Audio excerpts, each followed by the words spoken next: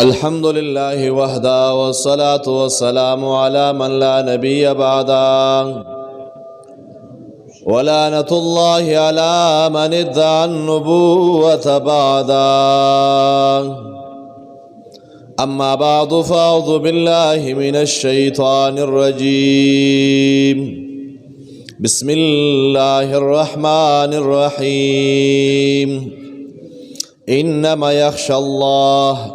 من عباده العلماء. آمنت بالله صدق الله العظيم وصدق رسوله النبي الكريم ونحن على ذلك لمن الشاهدين والشاكرين والحمد لله رب العالمين. درود شريف. اللهم صل على محمد وعلى آل محمد كما صليت على إبراهيم وعلى آل إبراهيم إنك حميد مجيد. اللهم بارك على محمد وعلى آل محمد كما باركت على إبراهيم وعلى آل إبراهيم إنك حميد مجيد. قابل احترام دې ټولو ناول دغه علماء کرام چې هغه خپل علمي تسلسل پای تکمیل له ورسولو او د هغې صدغه ماشومانان چې هغو د الله د کتاب ختمونه وکړل دوله مبارکباد پیش کوم او د هغې سره سره د دغو طلبه کرامو استادانو له او والدینو له هم مبارکباد پیش کو. الله د دنیا او آخرت دپاره د خیر او د سبب ذخیره تاسو له وګرځوي. د مانه مخکې خو تقریبا علماء کرامو تفصیلي خبرې وکړلې او د هغې نه وروسته د خبرو کولو څه ضرورت هم پاتې نشي. خو چونکې د دغه زوی د علماء کرامو اصرار وچره یو 4-15 منټه خبره کولی زه صرف 2-3 گزارشات مخې لکې خول غواړم. یو دغه علماء کرامو له او څه د هغې سره تعلق د دغو عوامو سره دی. دغه علماء کرام چې دا نن تاسو وکتل د دغې نه مخکې د دغو الحمدلله په خپلو مدارسو کې هم دغه شانتې دستربندي شوې وه، خو د دو په اعزاز کې دغو قومي علماء کرامو قومي مشرانو د دغه پروګرام انعقاد هم دا علم څنګه جوړ شو. عزیزان محترم، دا چې کوم عالم جوړ شو د ډېر زیات محنت کړی دی. د هغه محنت نه بعد دغه تاج د په سر باندې پروت دی. دا راتو رات نظام نه دی چې مخام څه نو بیا سبیله څه شي، بلکې په دغه علم حاصلولو کې دا د ډېرو تکلیفونو او د مصیبتونو نه تیر شول. دغو ډېره ګرمي برداشت کړله، دغو ډېره یخني برداشت کړله، دغو ډېر سپور او ستغې خبرې برداشت کړلې، لیکن د هغې نه وروستو دغو له الله جل جلاله دغه مقام او دغه درجه نصیبه کړله. خو دویم طرف له موږ په افسوس دا خبره کوو چې پاکستان دا یو داسې ملک دی چې دا د لا اله الا الله په نعره باندې آزاد شوی دی او د دغه ملک په آزادېدلو کې علماء کرامو په یو ورځ باندې په زرګونو علماو وینه ورکړې وه. یو انګریز مورخ په خپل تاریخ کې لیکي چې زه د دهلي ښار نه روان شوم او تر لاهوره پورې زه راورسېدلم، لیکن دغه شانتې یوه ونه نه وه چې هلته د کم از کم د یو عالم لاش نه وی ځوړند. نو بنیادی خبره دا ده چې د دغه ملک په آزادېدلو کې دغو علماء کرامو یوه قرباني ورکړې وه. خو بیا د افسوس خبره دا ده نن که موږ یو چې امریکا او برطانیا، نن که موږ د یورپ تصویر پیش کوو، نن عالم دنیا کې وګرځېږه، نن په تمامه دنیا کې او تقریبا په زیاتو ممالکو کې چې هغه کفري ملکونه دي هلته علماء کرام موجود دي. نن که امریکا او برطانیا د اسلام دشمنه ده، نن هلته هم مدرسې شته. د موږ د جمعیت یو زوړ عالم قاضي فضل الله اډوکیټ د هغه په امریکا کې مدرسه ده، لیکن په افسوس سره موږ دا خبره کوو چې نن په انډیا کې علماء له حفاظت حاصل دی. نن د سعودي عرب په خاوره علما محفوظ دي، نن د امریکې په خاوره باندې هلته چې کوم علما دي هغه محفوظ دي. لیکن په دنیا کې وګرځېږه، په تمامه دنیا کې سر وکړه، نن که علماء له حفاظت نشته، نن که د علماء وینه نه ده محفوظه، هغه صرف او صرف په هغه ملک کې نه ده محفوظه چې هغه د لا اله الا الله په ناره باندې آزاد شوی ملک و. د نن نه څو کاله مخکې یو عالم چې کله جوړیږي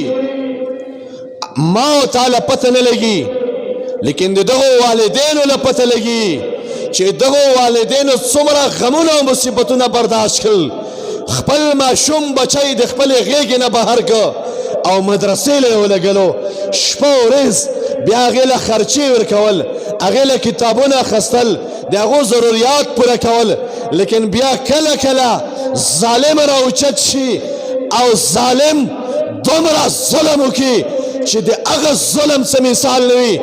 هغه ظالمانو په دا خاوره باندې په دا ملک کې د شیخ الشهید حضرت مولانا حسن جان المدني رحمه الله غوندې هستي شهیده کړله. ظالم راوچت شلو، د مولانا سمیع الحق شهید رحمه الله غوندې هستی شهیده کړله. ظالم راوچت شو، د مولانا معراج الدین شهید رحمه الله غوندې هستی شهیده کړله. ظالم راوچت شو، د مولانا عبدالسلام غوندې هستی شهیده کړله. ظالم راوچت شو، د مفتی سلطان محمد غوندې هستی شهیده کړله. ظالم راوچت شو، د قاری الیاس رحمه الله غوندې هستی شهیده کړله.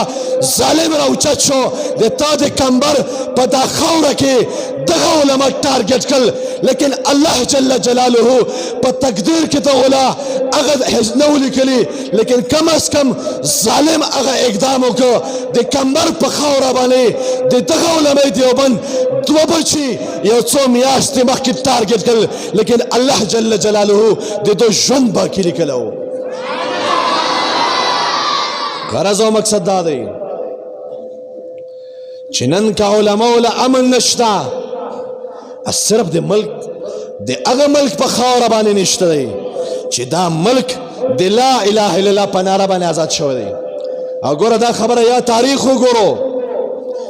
تاریخ د دغه ملک په آزادېدلو کې چا قرباني ورکړې وه؟ د دغه ملک په آزادېدلو کې علماو وینه ورکړې وه، علماو قرباني کړې وه. او دغه علماء کرام محب وطن خلق دي. دغه علماء کرامو همیشه د دغه ملک او د دغه خاورې سره محبت کړی، لیکن مونږ خفه کله کله ځکه شو چې زه د دغه خاورې سره محبت کوم، زه د دغه خاورې وفادار یم او مقابل د دغه خاورې غدار دی. نن هغه غدار په دغه خاوره باندې آزاد ګرځېږي او د دغه خاورې وفادار باندې دا خاوره راتنګه شوله. په دغه ځو کې بیا د مونږ ګیله راشي. او زه دغه علماء کرامو له یو خبره کوم، الحمدلله د مونږ د علماء دیوبند سره تعلق دی. او چې کله تا په علماء دیوبند سره تعلق شي، زه یو زوی له لاړلم، مال ته بیان بیا مال یو کس وي چېره دیوبند ته کتلی دی؟ ما چې نه ما خو نه دی کتلی. چې ته بیا سره وي چېره زه دیوبندي یم؟ ما چې دیوبند دی مطلب دا نه چې او دیوبند یې کتلی وي یا به دیوبند په مدرسه کې سبق ویلی وي.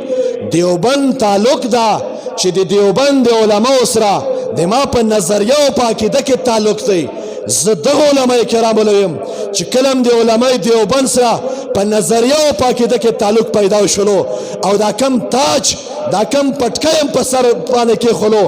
دا د دغې خبرې علامت دی چې دا پټکی او دا د پیغمبر علیه الصلاة والسلام دغه کم تاج هم په سر کېښولو دا د غلامۍ نشانه نه ده او انشاءالله موږ د دغې نه متوقع یو چې انشاءالله العزیز دا ولې د قوم خدمت شپه ورځ کوي او دا سر به انشاءالله کم سر چې خالق ذات له ټیټ شي هغه سر به انشاءالله بیا مخلوق له نه ټیټېږي او نن په خپل ځای باندې ودرېږو دغه علماء کرام ودرېږو د قوم سره عزم وکړو چې انشاءالله العزیز موږ به د قوم د اصلاح دپاره په هر میدان کې ولاړو شپه ورځ به انشاءالله د دغې نه هیڅ قسمه سر نه اخلو دا وعده هم ده که نه انشاءالله د قوم دی اوس او دا قوم هم یې وعده وکړو دا قوم هم یې وعده وکړو چې د دغو علماء کرامو کله موږ له ضرورت پېښ شي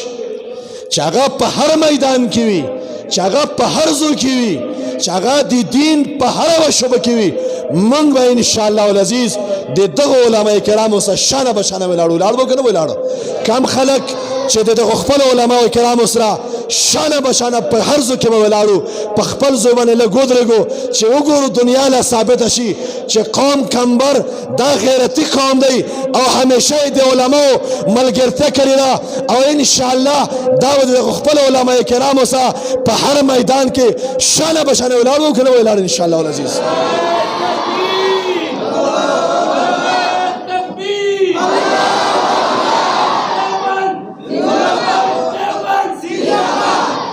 دویمه خبره ده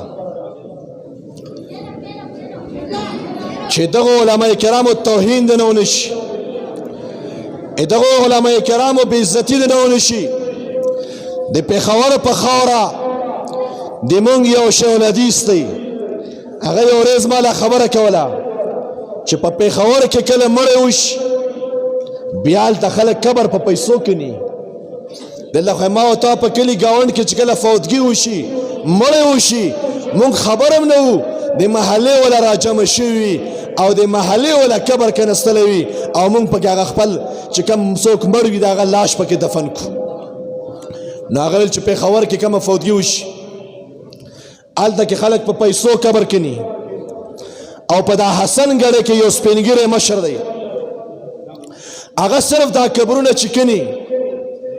او بیا اکثر نارینه چې څومره مړي کېږي اکثر دا یې له حد نه کوزوي ما له یو ورځ ویل چې په دغه قبرستان کې په زرګونو مړي ما کوز کړي دي په سوونو نه په زرګونو مړي نو هغه فرمایل چې ما ته پوښتنه وکړه چې بیا خو به د ډېر زیات ناشنا واقعات هم کتلي وي نو هغه ما له جوابن وویل چې بلکل ما ډېرې واقعې کتلي دي بیا مې ورته ویل چې صرف یوه واقعه راله ذکر کا ما له ویل چې شیخ صاحب یو لاش مې کېښو په قبر کې او د دغ لاش د مړي مخ مې قبلې له سیده که او زه د خپو طرف له لاړلم دا د خپو له غوټه مې کولاوله د کفن چې زه ګورم د ده مخ د قبلې نه واوښت بیا زه راغلم او د دغه مړي مخ مې دوباره قبلې له سیده که او داسې ورته ګورم چې دا مخ یې بیا د قبلې نه واوښت او بیا مې په دریم ځل باندې بیا د مخ قبلې له سیده که بیا یې ګورم چې دا مخ یې الله جل جلاله بیا د قبلې نه واړولو بیا مې سوچ وکړه په دا قبر کې چې دا اوس د قدرت مسله ده چې الله یې مخ قبلې له نه پرېږدي بس ترې نه راوچت شولم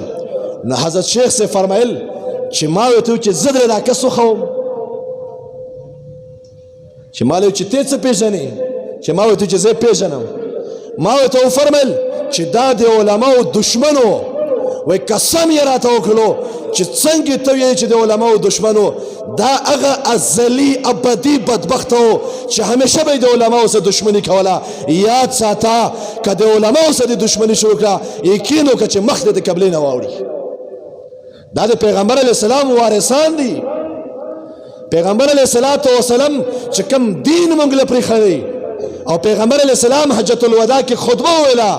تقریبا 1,25,30,000 صحابه موجود وو. نن خو هغه یو هم نشته، خو هغه الفاظ چې کوم الفاظ رسول الله ذکر کړي وو، کوم الفاظ جبريل راوړي وو، نن هغه الفاظ د ما ته په جومات کې په مدرسه کې محفوظ پرته دي. د دغو خپلو علما کرامو قدر وکړو او انشاءالله العزیز دغه علماو په مستقبل کې تاسو دپاره په دنیا او په آخرت کې د خیر او د سبب ذریعه ګرځېږي. الله جل جلاله د عمل کولو توفیق نصیب کړي. واخر دعوانا ان الحمد لله رب العالمین.